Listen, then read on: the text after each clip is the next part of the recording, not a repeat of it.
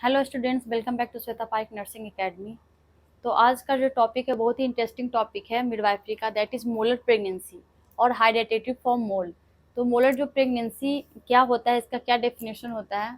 A gestational trophoblastic disease that develops in the uterus involves unusual growth of trophoblastic cells resulting in non viable pregnancy and grapes like appearance. तो mainly जो trophoblastic cells होता है ये placenta को form करता है।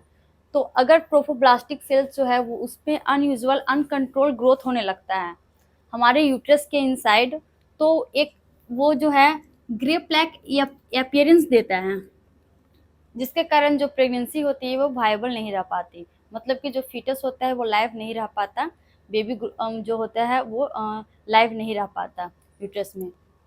तो इसी कंडीशन को कहते हैं एच मोल्ड, मोलर प्रेगनेंसी, और इसी को कहते हैं हाइडेटिव फॉर्म मोल। तो इसमें मैंने एक नॉर्मल प्रेगनेंसी बनाया है और एक मोलर प्रेगनेंसी। नॉर्मल प्रेगनेंसी में यहाँ पे देखो ये क्या है, यूट्रस, यूट्रस के इनसाइड इंडोमेट्रियम है, इंडोमेट्रियम के वाल पे ये क्या है, जाइगोट है। ठीक है, तो ये जो है ये नॉर्मल प्रेगनेंसी में ऐसा होता है। लेकिन मोलर प्रेगनेंसी में देख सकते हो आप लोग कि यहाँ पे यूट्रस है, तो इंडोमेट्रियम ये जो है वो इंडोमेट्रियम है, जो कि इनर वॉल होता है यूट्रस का। ठीक है, तो इंडोमेट्रियम जो लेयर होता है उसके यहाँ पर जो होता है वो मोलर प्रेगनेंसी जो ट्रोफोब्लास्टिक सेल्स होता है उसमें इतने सारे सेल डिवीजन होते हैं, अनयूजुअल ग्रोथ होने लगता है, और ये ग्रोथ जो होता है वो एक ग्रे ब्लैक अपीयरेंस बनाता है। आपको एक फोटो में यहाँ पे क्लियर हो रही होगी कि यहाँ पर आप लोग देखो कैसा ये ग्रे ब्लैक अपीयरेंस यहाँ पे है, स्पेसिफिक चीज है। ठीक है, कि ग्रे ब्लैक फॉर्मेशन बनाता है, ग्रे ब्लैक अपीयरेंस देता है इनसाइड द यूट्रस। तो मेनली क्या है ये, कोई भी अगर पूछे तो एक टर्म में हम लोग बोल सकते हैं जेस्टेशनल ट्रोफोब्लास्टिक डिजीज। जेस्टेशनल मतलब कि ये क्या है, आपका प्रेगनेंसी से रिलेटेड है, और ट्रोफोब्लास्टिक डिजीज है क्योंकि ट्रोफोब्लास्ट जो सेल्स होता है, जो कि ट्रोफोब्लास्ट सेल्स मैं बता देती हूँ, ट्रोफोब्लास्ट जो सेल्स होता है, ट्रोफोब्लास्ट ये फॉर्म करता है प्लासेंटा, और प्लासेंटा ही क्या करता है, फीटस को ग्रो करने के लिए इम्पॉर्टेंट होता है। अगर प्लासेंटा नहीं रहेगा तो न्यूट्रिशन और ब्लड प्रोवाइड नहीं हो पाएगा फीटस तक। प्लासेंटा ही नहीं बन पाएगा तो क्या होगा, बेबी ग्रो नहीं कर पाएगा, और फीटस जो होगा वो लाइव नहीं होगा। ठीक है, तो यहाँ पे इसका जो है रोल ट्रोफोब्लास्ट का वो भी यहाँ पे ज़्यादा है। ठीक है, तो इसीलिए इसी इसी के टर्म पे हम लोग बोल सकते हैं इसको ट्रोफोब्लास्टिक डिजीज, क्योंकि ट्रोफोब्लास्ट में ही अनयूजुअल ग्रोथ हो रहे हैं। ठीक है, तो मेनली जो इसका डेफिनेशन है वो इजी ही है कि जेस्टेशनल ट्रोफोब्लास्टिक डिजीज जो कि इन्वॉल्व करता है unusual growth of trophoblastic cells resulting in non viable pregnancy and grape like appearance. तो ये जो है वो इसका सिंपली बोल सकते हैं डेफिनेशन है। No types of molar pregnancy. तो फर्स्ट जो इसका टाइप होता है वो है complete, complete type of molar pregnancy, and second is partial. तो कंप्लीट टाइप में मेनली क्या होता है, placental tissue swells and appears to form fluid filled appearance.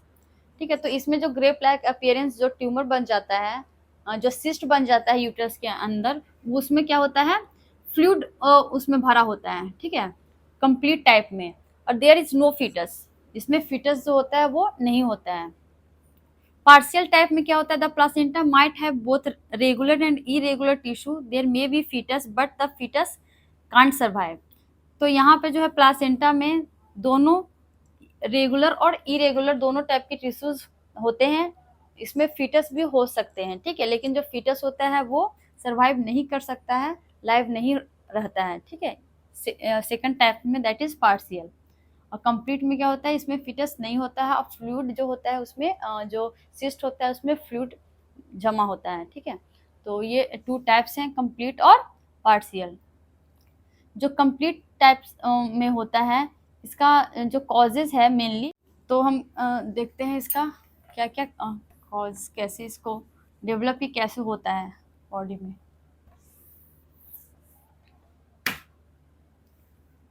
तो अगर मान लो कि मतलब होता ही है, अगर ये 23 पेयर ऑफ क्रोमोजोम है,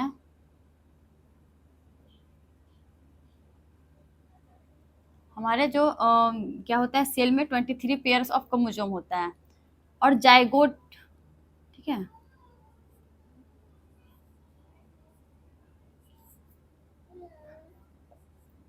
और जाइगोट में क्या होता है, 1 पेयर जो होता है वो फादर से आता है, और 1 जो पेयर होता है वो मदर से आता है, ठीक है।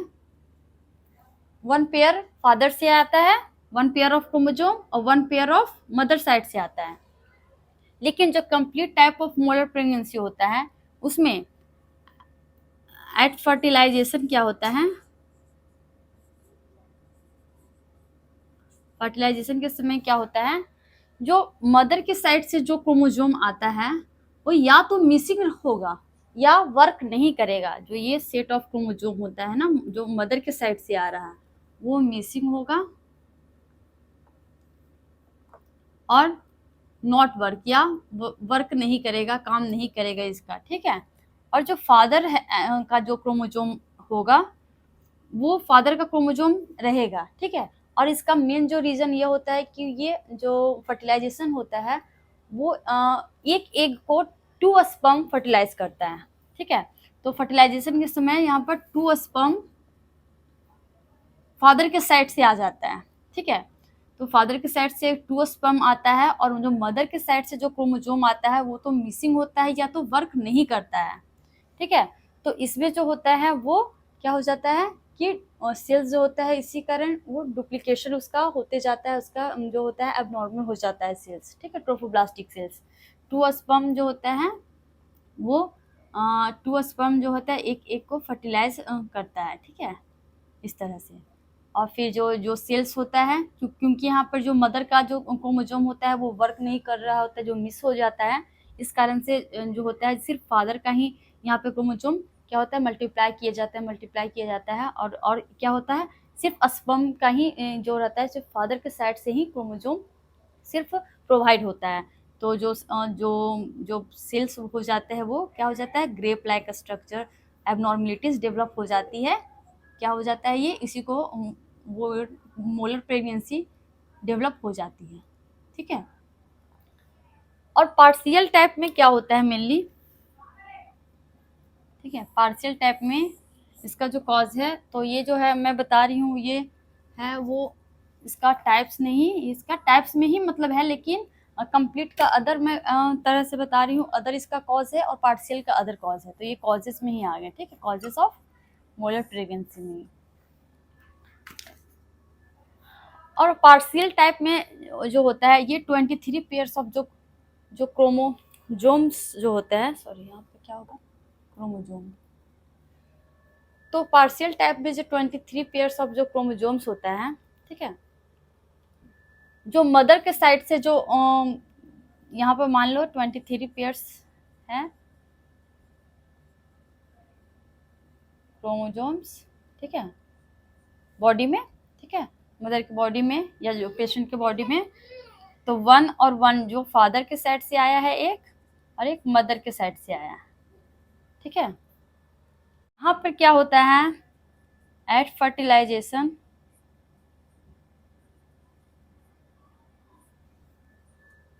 मदर के साइड वाला जो जो क्रोमोजोम होगा वो रहता है, ठीक है, मदर के साइड्स वाला तो आ जाता रहता है क्रोमोजोम, लेकिन जो फादर जो है उसका जो क्रोमोजोम होता है वो 2 सेट्स ऑफ क्रोमोजोम भेजते हैं, क्या, 2 sets of chromosome, 2 sets chromosome, father के साइड से 2 सेट क्रोमोजोम आएगा और मदर के साइड से एक क्रोमोजोम आता है, ये क्या है, मदर के साइड से 1 सेट, ठीक है, 1 सेट जो है वो मदर के साइड से आता है। तो यहाँ पर जो फीटस जो एम्ब्रियो बनता है उसमें क्या हो जाता है, वैसे तो अगर एम्ब्रियो मेरा है तो हम लोगों के का जो एम्ब्रियो होता है उसमें 46 होते हैं, ठीक है, 23 अगर होते हैं आते हैं 23 फादर और 23 मदर से, तो 46 होते हैं, ठीक है, नॉर्मल में, ठीक है। लेकिन इस केस में क्या होगा पार्शियल टाइप में कि क्योंकि ये 2 sets of chromosome father they रहे हैं तो 1 सेट क्रोमोसोम जो होगा वो बढ़ जाएगा। तो अगर 1 सेट बढ़ता है तो 23 हम लोग और प्लस कर देंगे नॉर्मल में, तो ये कितना हो जाएगा 69। ठीक है, तो ये जो होता है 69 क्रोमोसोम इसमें मेनली एम्ब्रियो में पाए जाते हैं, जिस कारण से एबनॉर्मलिटीज हो जाती है। तो पार्शियल टाइप में 69 क्रोमोसोम्स होते हैं और इसमें होते तो हैं कितना 46 ही, लेकिन जो है वो फादर वाले क्रोमोसोम्स ही होते हैं। ठीक है, और इसमें मदर वाले तो क्रोमोसोम्स होते हैं, लेकिन फादर जो है वो 2 सेट्स ऑफ क्रोमोसोम को देते हैं। ठीक है, तो जिस कारण से क्या हो जाता है कि एबनॉर्मलिटीज आ जाती है। तो मेन यही रीजन होता है मोलर प्रेगनेंसी का। ठीक है, मोलर प्रेगनेंसी में पहला तो यह है कि जो ओवम है वो फर्टिलाइज होता है बाय 2 स्पर्म। ठीक है, कंप्लीट टाइप में क्या होता है कि जो मदर का साइड का जो क्रोमोसोम होता है या तो मिसिंग होगा या काम नहीं कर रहा होगा। ठीक है, जो मदर के साइड का या तो मिसिंग होगा या काम नहीं कर रहा होगा, और जो फादर है वो 2 स्पर्म भेजते हैं। ठीक है, तो इसमें जो होता है या तो 46 पेयर ऑफ क्रोमोसोम 46 क्रोमोसोम होगा एम्ब्रियो में, या तो 69 हो सकता है। ठीक है, अगर मदर का है और वर्क नहीं कर रहा है, ठीक है क्रोमोसोम्स लेकिन वर्क नहीं कर रहा है, तो उस कंडीशन में क्या हो जाएगा, जो एम्ब्रियो होगा इसमें जो एम्ब्रियो होगा उसमें अगर वर्क नहीं कर रहा है लेकिन मदर का क्रोमोसोम है, तो उस कंडीशन में जो होगा वो 69 क्रोमोसोम होगा। और अगर मिसिंग है तो क्या होगा, अगर सिर्फ मिसिंग है, ठीक है मिसिंग है, तो उसमें 46 क्रोमोसोम होंगे। ठीक है, तो मेनली यही इसका मैं बता रही हूँ कि ये इसका मेनली कॉज ये क्या है, एम्ब्रियो है। ठीक है ना, तो कंप्लीट टाइप में याद रखना कि मदर के साइड से या तो मिसिंग होगा या तो वर्क नहीं करेगा, मेन कारण ये होगा। सेकंड जो पार्शियल टाइप में है उसमें मदर का क्रोमोसोम तो रहेगा, लेकिन फादर जो है वो 2 सेट्स ऑफ क्रोमोसोम्स प्रोवाइड करते हैं, जिस कारण से जो होता है वो 69 क्रोमोसोम्स बन जाते हैं, फीटस में आ जाते हैं, जिस कारण से एबनॉर्मलिटीज आ जाती है। इसका जो रिस्क फैक्टर्स होता है उसमें भी क्या होता है, तो रिस्क फैक्टर्स जो होता है मेनली क्या है डिजीज का, पहला तो है वो है प्रीवियस हिस्ट्री। ठीक है, अगर प्रीवियस हिस्ट्री हो मोलर प्रेगनेंसी का, ठीक है, तो होने का चांस है। सेकंड है वो है मदर एज, अगर मदर का एज जो है मोर देन 46 ईयर्स है या लेस देन 15 ईयर्स, तो आप लोग देख रहे हो कि एज अगर बहुत ज्यादा मदर का हो, ठीक है 46 से एवं हो, या बहुत ज्यादा कम हो 15 ईयर्स से भी कम हो, तो जो है वो ज्यादा चांसेस होता है कि एच मोल डेवलप हो जाए। ठीक है, तो ये रिस्क फैक्टर्स में आएंगे। सिम्टम्स हम लोग देखते हैं, इसका सिम्टम्स जो सिम्टम्स है वो पार्शियल और कंप्लीट दोनों में थोड़ा डिफर करते हैं। ठीक है, तो कंप्लीट वाले में मेनली क्या होता है,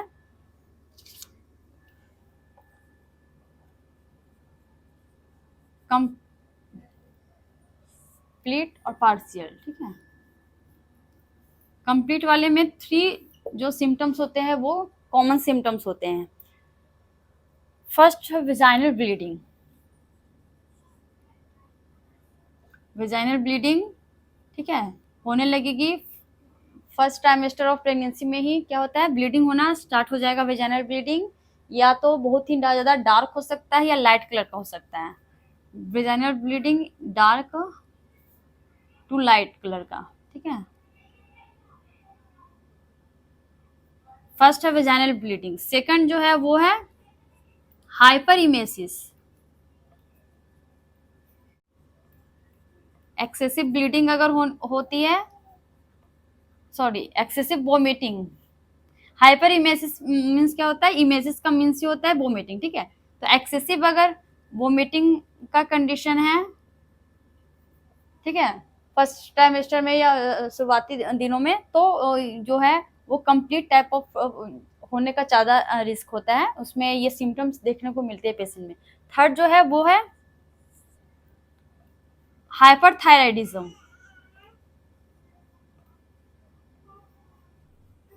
तो ये 3 जो है वो सिम्टम्स जो आते हैं वो कंप्लीट के लिए, vaginal bleeding, हाइपरइमेसिस and hyperthyroidism.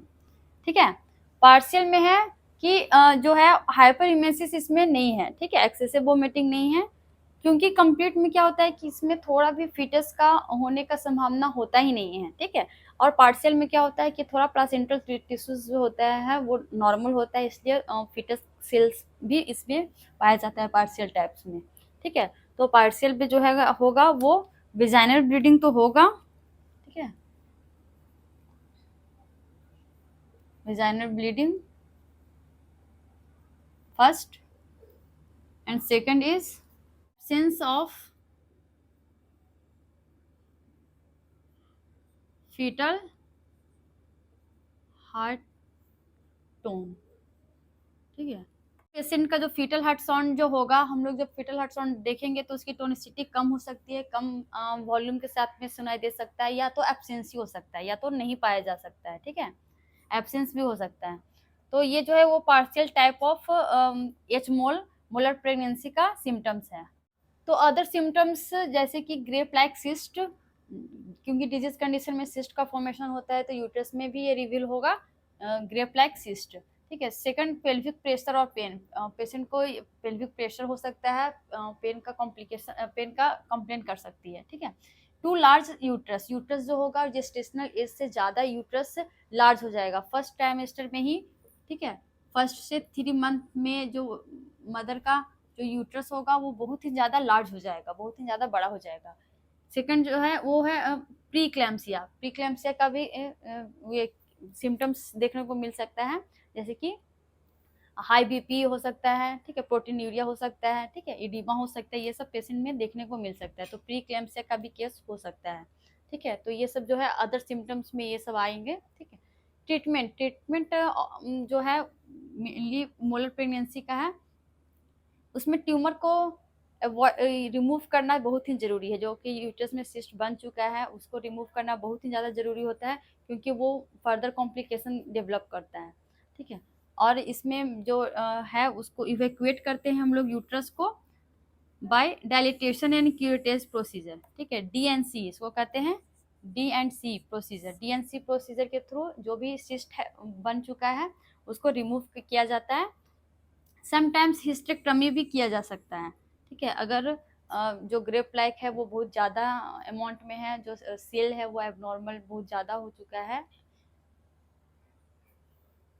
Sometimes hysterectomy भी किया जा सकता है पेशेंट में, अगर जो कंडीशन है वो बहुत ज़्यादा सीरियस हो तभी ये किया जाता है हिस्टेक्टमी, ठीक है। तो now its complication, after removing a molar cyst molar tissue might remain and continue to grow.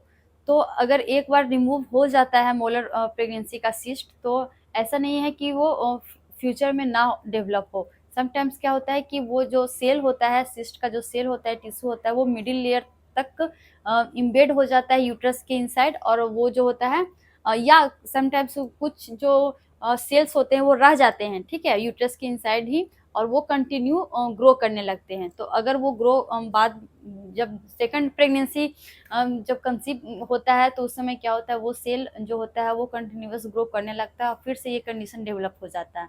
तो अगर इस तरह का कंडीशन डेवलप होता है तो वो जो कंडीशन होता है उसे कहते हैं पर्सिस्टेंट जेस्टेशनल ट्रोफोब्लास्टिक न्यूप्लासिया। इसका जो फुल फॉर्म होता है वो होता है GTN,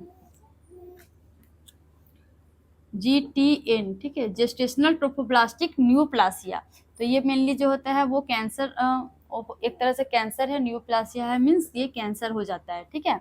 तो ये इसका कॉम्प्लिकेशन है कि इसमें क्या होता है कि कुछ सेल्स जो होते हैं वो रह जाते हैं यूट्रस के इनसाइड और ये डेवलप करते हैं पर्सिस्टेंट जेस्टेशनल ट्रोफोब्लास्टिक न्यूप्लासिया, ठीक है। साइन इसका है कि high level of HCG hormone during first month में जो होगा वो ह्यूमन कोरियोनिक गोनेडोट्रोपिन हार्मोन जो HCG हार्मोन होता है वो बहुत ही ज़्यादा होगा बॉडी में, ठीक है, नॉर्मल से बहुत ही ज़्यादा, बहुत ही एक्सेस अमाउंट में रिलीज होने लगता है, ठीक है। तो ये जो अगर HCG हार्मोन बहुत ही ज़्यादा अमाउंट में रिलीज होने लगे, एक्सेस रहे, तो हो सकता है कि ये कंडीशन एचमोल हो जाए, ठीक है।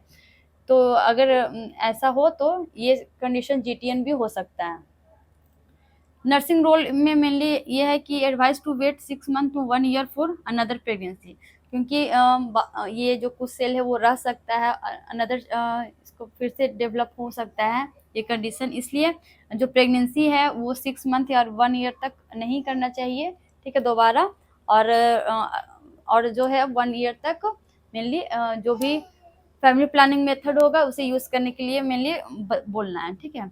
सेकंड है counsel for early USG for foetal condition. तो मेनली काउंसिल करना है कि अल्ट्रासाउंड जब भी प्रेगनेंसी कंसीव करे तो अर्ली अल्ट्रासाउंड करा ले, जितना जल्दी हो सके अल्ट्रासाउंड करा ले, ताकि जो कंडीशन है प्रेगनेंसी का वो पता चल जाए, फीटल का कंडीशन पता चल जाए, ठीक है, कि किसी तरह की एबनॉर्मेलिटी नहीं है ये पता चल जाए, ठीक है। तो मेनली मदर ये नर्सेस को ये इस दोनों चीज़ पर मेनली क्या करना है, काम करना है। प्रोग्नोसिस में मोर्टेलिटी रेट इज़ 0, क्योंकि अर्ली इसका इतना डिटेक्शन हो पाता है, जल्दी हो जाता है, और इसका अप्रोप्रिएट ट्रीटमेंट भी है, तो जो मोर्टेलिटी रेट है वो 0 है, ठीक है। 20% of the women with this developed GTN, तो ओनली 20% ही ऐसा वुमेन है जिसको कि क्या होता है जेटीएन, ये कॉम्प्लिकेशंस डेवलप होता है। This is all about H mole. अगर किसी तरह का कोई भी डाउट हो तो मेरे कमेंट सेक्शन में जाके मुझे कमेंट कर सकते हैं, और जो भी न्यू टॉपिक आप लोगों को चाहिए उसके बारे में उसे भी आप लोग लिख दें कमेंट में, ताकि मैं उसका क्लास ले सकूं। तो if this video is helpful to you, please like से subscribe my channel and my other new channel that is Shweta health tips, जिसमें मैं प्रेगनेंसी रिलेटेड वीडियोस डालती हूँ। अगर प्रेगनेंसी रिलेटेड वीडियोस देखनी हो तो चैनल को लाइक शेयर सब्सक्राइब ज़रूर कर लेना। Thanks for watching.